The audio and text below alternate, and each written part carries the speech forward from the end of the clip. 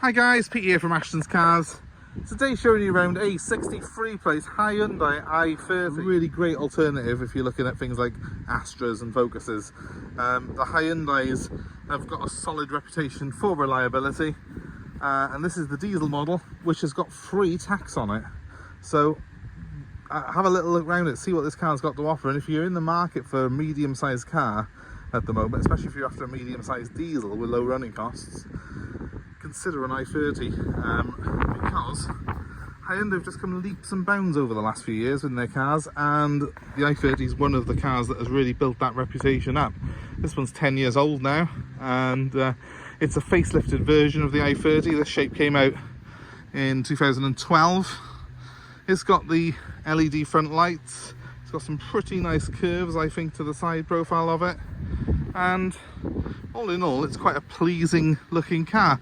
It's a car perhaps that blends in rather than stands out from the crowd, and that's perhaps why it's not the automatic choice when you're looking at this sector. People always think of Focuses and Astras and Golfs, but what I would say with Hyundai is you get a quality car for not a great deal of money with a decent specification. And if you're in the market for something along these lines, that's probably your priority, really, is just getting something that's good value, reasonable spec, and got space for your family. So talking of space, let's see what it's got. This one, by the way, is on the 15-inch alloy wheels. They're not the biggest of wheels, but they are proper alloys, which is nice. So boot wise, it's about the same as the Focus. You have got a little bit of a deep tray here, which is not to everyone's tailoring. They could have done with making that a bit lower, couldn't they? But it is a good size once you're in, and it has got split fold seats. Unfortunately, the parcel shelf is missing on this particular one, so I'm going to be on eBay now trying to get myself a new parcel shelf for it, but that should be easily sorted.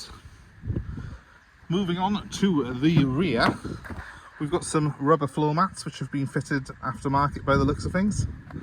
Space in here though is actually very good. Interior trim's all very good. This one's done 76,000 miles. Doesn't look as if it's sort of been worn very hard in that time. You haven't got a centre armrest on it, but you have got some nice cup holders in the door bins, which I think more than make up for it. You'd easily get 2 adults in comfort in here, or 3 kids in the back seat. So size wise, it's pretty much on par with the competition, really. You have got electric rear windows in this car though, which you don't get on all of the Golf models. Now let's have a look at the front. Now this is where it really does shine, because this this dashboard is very well laid out, and it's got lots of extras on it that you wouldn't expect to have unless you were buying an absolute top-end model from the other manufacturers. I've got a multi-function steering wheel here. I've got cruise control, which again you don't get on all the Focuses. In fact, you don't get it on a Focus of this age until you're looking at a Gear or a titanium model. So the Z-Tex, the LXs, they don't have cruise. I've got it in here though. I've got adjustable steering. I can have sports steering or just regular or comfort steering on it, which is really good. And I've got a built-in Bluetooth telephone, and that can stream my music as well as play audio, as well as listen to phone calls. So that's really, really good indeed. It all goes through this center display here. You can see we've got a Bluetooth stereo there, and I've got rear parking sensors as well on the car. Down below it, I've got a iPod USB input and an aux input, as well as 2 12-volt sockets. Very, very well equipped this car is. Let's just start it up and show you the startup sequence.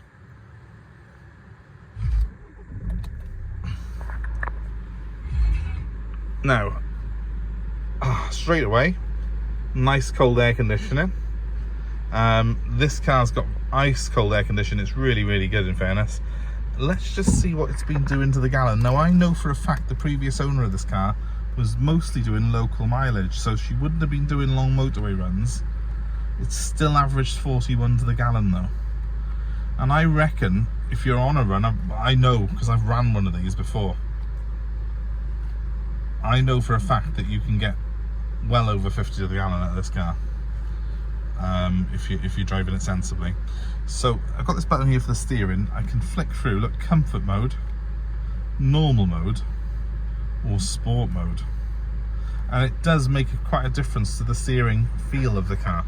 In comfort mode it will feel a bit more wallowy, but a bit more easy over the bumps, and it gets a lot more urgent as you go then into the sports mode, so it feels a lot more direct and eager to please, which is great. It's currently downloading my phone book as well off the phone. Very, very good hands-free kit in these. I've used one myself as a sort of run around before and found it very, very good to drive.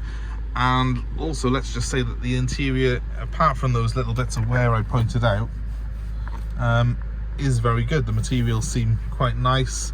The plastics are not too hard. They sort of have got a softer touch to them than you would expect on a car of this level. There's no squeaks, there's no rattles when you drive it. It feels very, very good.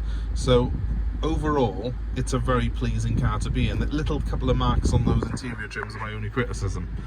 It is a 6-speed manual, this one is as well, and that combined with the cruise control means it is very, very capable on long distances. So let's just jump back outside and have a look at it from the outside one more time. It's quite a smooth engine, that as well, quite quiet. So there you have it, LED lights on the front as well.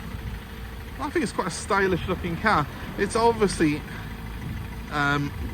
designed to be practical rather than sporty, but it does a good job of being a practical 5-door family car. If you're looking for something that's cheap to run, you will see 50 of the gallon out of it on a sort of average, sort of normal driving, and you will also benefit from free road tax here in the UK. That's a massive, massive benefit, surely. So, the Hyundai I30 diesel. Hope it's of interest to you, and I hope that if it is, you can give me a call. My number's 07932 873 646. I will try and tidy that interior trim up before it goes out, and also I will be buying a parcel shop for this car, but it is going to be on our website very soon.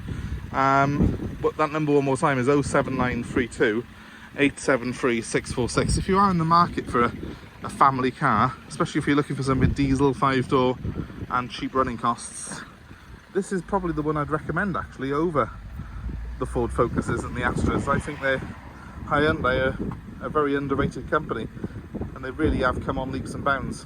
I say underrated, they're actually not that underrated anymore, are they? They are really quite mainstream now. And the reason for that is that 10 years ago they were making stuff like this, which in my opinion blows the competition away. So 07932 873 646, ashtonscars.co.uk is our website. Please get in touch and give us a like, a share and subscribe to our channel for more car buying advice and more cars we have available like the one you can see in front of you. Hit the notifications and you will be kept up to date with all our goings on. Thanks for watching guys, have a great day wherever you are, and we hope to see you soon.